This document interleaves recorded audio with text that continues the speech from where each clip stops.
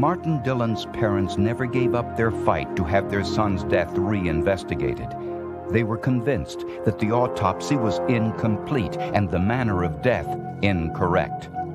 The state policeman who photographed the accident scene agreed with the Dillons and was never convinced it was an accident.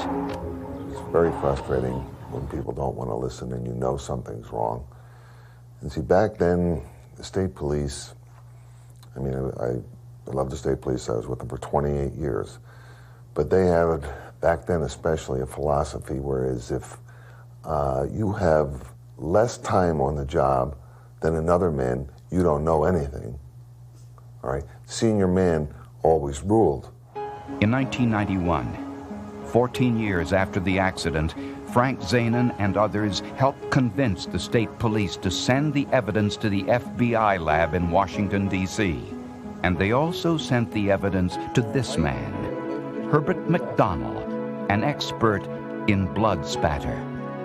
The first thing he analyzed were the boots Dr. Schur was wearing on the day of the accident. Dr. Schur said he was 150 feet away from where Dillon tripped, fell, and accidentally shot himself in the chest. But on Dr. Schur's boots, McDonald discovered a very fine mist of blood, which he identified as high-velocity impact spatter. High-velocity impact spatter results when something, such as a bullet or shotgun pellets, strike a source of blood, like a body.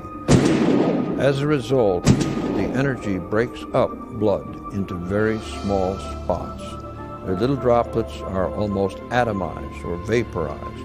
High-velocity impact spatter was also found on the side of the tree stump closest to Dillon's body and on the instep of Martin Dillon's left shoe. This indicated that Dillon was squatting near the tree stump when he was shot, not running after a porcupine. Forensic pathologist Dr. Isidore Mihalakis was also asked to look at the evidence. He noticed another inconsistency in the photograph of Dillon's body. The legs of his trousers were pulled up, exposing his socks, indicating that somehow he had been either in a seated or in a squatting position. Otherwise, why would the cuffs ride up?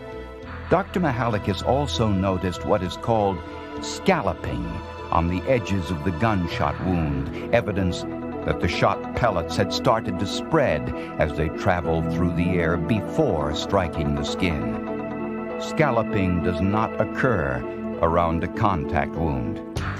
Once the